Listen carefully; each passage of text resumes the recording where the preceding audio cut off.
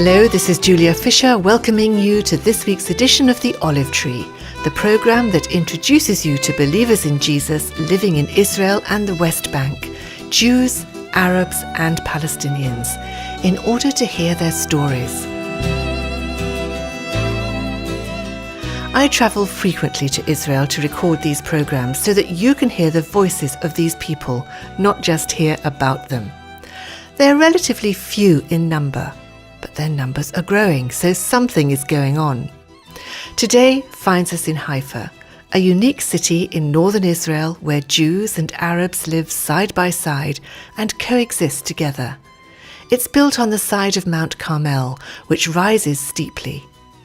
I met David and Karen Davis in a hotel on the top of the mountain, and we sat overlooking the vast panorama of Haifa Bay. The old part of the city lies near the docks. The oil refinery is off to the right. The Bahai temple with its immaculate gardens runs from the top of the city to the area known as the German colony below. There's a university, hospitals and schools, and a growing number of congregations. In this programme, we continue with David and Karen's story. I started by asking them about some of the scriptures that had inspired them in their early days in the land over 20 years ago. I think for us, as we began the House of Victory, of course, Ephesians 2:15, which talks about the one new man, which really expresses that our vision was always to bring Jews and Arabs together. But Isaiah 58, the chapter that talks about what is the true fast that God has called, and it describes that what God is looking for is that we would take in the hungry, we would feed the hungry, we would clothe the naked, take the poor into our home. And so we continually go back to that at every stage. Are we doing this? And so... And talk about need. I mean, just what is the need? What has been the need? Is the need getting worse or is it getting better? There's a lot of poverty in Israel, and all across the board, but there's a large population of Russian immigrants in Haifa, Russian-speaking immigrants. And they tend to, many of them, they're not employed. They haven't really learned Hebrew well enough. Even if they've come with a lot of education, they have to start their lives all over again, and so their salaries are very low. So there is a lot of need, even just for basic, to meet their food, to feed their households and meet their needs and food. And so we started a food and clothing distribution. And that's still going on today, very much so. Very much, and it's we've really doubled our space, and we've the contacts that we make through them. Also, sometimes people drop in just because they love the atmosphere and they feel the love of God. They don't exactly know what it is, and our staff is available to talk to them, and so some of them. We do holiday outreaches, and where we're able to really explain why we do what we do. David, let's just stay on this theme of this, I think you called it the Raven's Food Basket, didn't you? Right. Well, Elijah was told by the Lord to go and sit at a brook, and that a raven, a bird, would bring him meat and bread every day. And Elijah did it, obeyed. And so our food distribution program, we call it the Raven Basket. We have baskets of food. Now it's gotten so big, we have bags of food. And so we've been distributing food for a number of years. In fact, the person that started this was from the UK. He's not here anymore. But it's grown so much he wouldn't recognize it. And we have vehicles that took food to Arabs and Jews. But now, many times the people just come there to get food themselves. We don't even have to go out so much. Everybody knows about the place. You know, there's a sign on it. It's right in the center of downtown Haifa. And people come there. They experience the love of God. We invite them, if they're interested, to go on a tour of Galilee, because some of them haven't even been to the Sea of Galilee or Nazareth.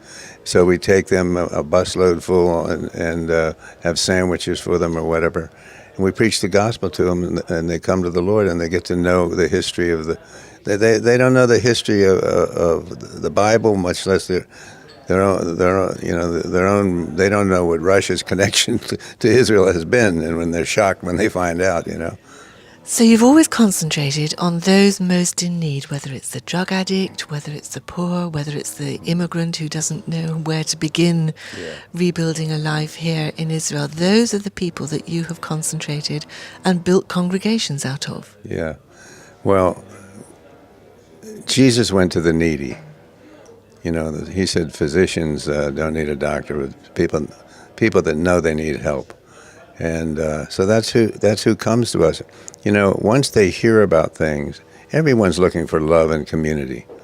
One time we had a picnic up on the top of the mountain. We had Arabs and Jews and Lebanese, and all our groups were there, the Ethiopians. And an Israeli couple came walking through, these two ladies. One of them had been there before, they're not believers. And this one lady, I heard her say to the other lady, "Who are these people?"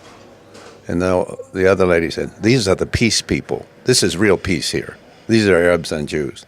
And so people are just drawn. I mean, everybody would like to live in peace, you know, and have community and love. And so those are the kind of people that come to the Lord.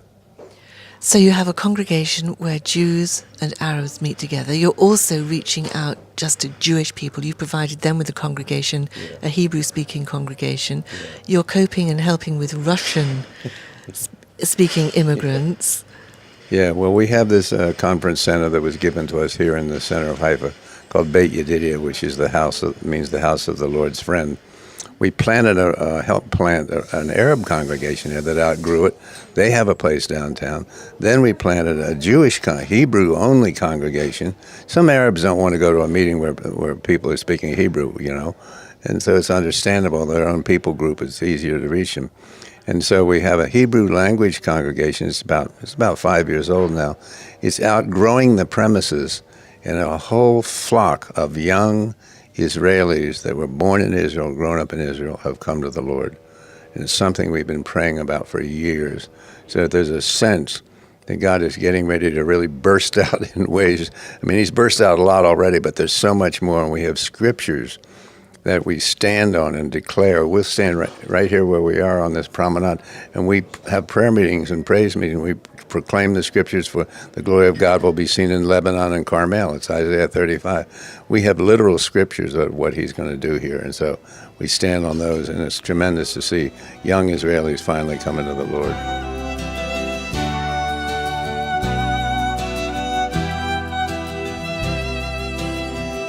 Karen, as well as being so busy with all these different groups and very, very involved with the poor and needy people here, of which there are many, you have countless visitors coming to you from the increasing numbers from around the world. Now, what about this aspect? Is this something that you welcome, or is it actually a bit of a hindrance? We very much welcome it, and we really, the Lord has shown us that it's very important that we keep our doors open to people from the nations, that the Lord wants to engage the Gentile church in the nations in really this ancient love affair, love drama that's been going on between Yeshua, between the Lord and his own people, to woo them back. I mean, I came to as a Jewish person who came to the Lord, the Lord wooed me really through a wonderful Gentile young lady in New York City who, for the first time, I saw the love of God in her, the living Jesus, and the Lord is wanting the nations to be involved in provoking the Jews to jealousy by their love and their mercy, and to show another face of Christianity to the people of Israel. Because all we have known as Jewish people is Christians are our enemies. They're the ones that have massacred us over the centuries, and so we want them to come. And in fact, our people are very encouraged when they come to know that there are people in the nations that are actually loving us and standing with us. But also the aspect of intercession that we really believe that the Lord is the return of the Lord. It's a matter of preparing for the return of the Lord. And the Lord is not going to come back until the Jewish bride comes in. And he wants the Gentile church to be involved in praying that in. So there's the whole aspect of intercession. And it's one reason we believe the Lord has positioned us and given us, made us stewards on the top of Mount Carmel, because it's a place of intercession. It's a place of confrontation with the powers of darkness. And we want the nations to come and stand with us in this. Because the question that many Gentile Christians ask, let's put it that way, the majority of people listening to this program will not be Jewish believers, they'll be Gentile Christians. So, well, what has Israel got to do with us? And now here you are saying, well, actually, there's a very, very important role. Yes, we sing a song, Baruch haba b'shem Adonai. Those words are the words that Jesus said in the book of Matthew, that you will, he's speaking to the Jewish disciples, you will not see me again until you say Baruch haba b'shem Adonai. So every nation is waiting. All of us are, as believers in Yeshua, we're longing for the return of the Lord, for him to establish his kingdom. And it's going to require the Jewish people being able to say Baruch haba b'shem Adonai, and there is so much for the Gentile church to do. As I said earlier, in intercession, in showing, it says that they're to provoke the Jews to jealousy by the comfort that they've been shown, to show comfort to them. Comfort ye my people. One of a key chapter about this is Isaiah 40, that begins with comfort ye my people. But a few verses later is prepare ye the way of the Lord. And every mountain be exalted, be brought low, every valley be exalted. It's speaking of preparing the way for the return of the Lord, but there's somehow it's connected with comforting the Jewish people so that they can come in as well.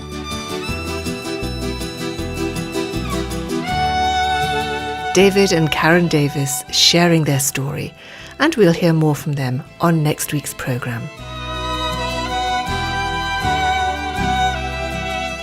You're listening to The Olive Tree with me, Julia Fisher. And the Olive Tree Reconciliation Fund is a Christian charity based in the UK that supports the needs of both Arab believers and Jewish believers living in Israel and the wider Middle East. If you would like to know more about our work and receive our free bi-monthly newsletter, please either visit our website, olivetreefund.org, or write to me, Julia Fisher, at the Olive Tree Reconciliation Fund, P.O. Box 850, Horsham, RH12 9GA in the UK. I'll be back at the same time next week for another story from the Olive Tree. Until then, goodbye.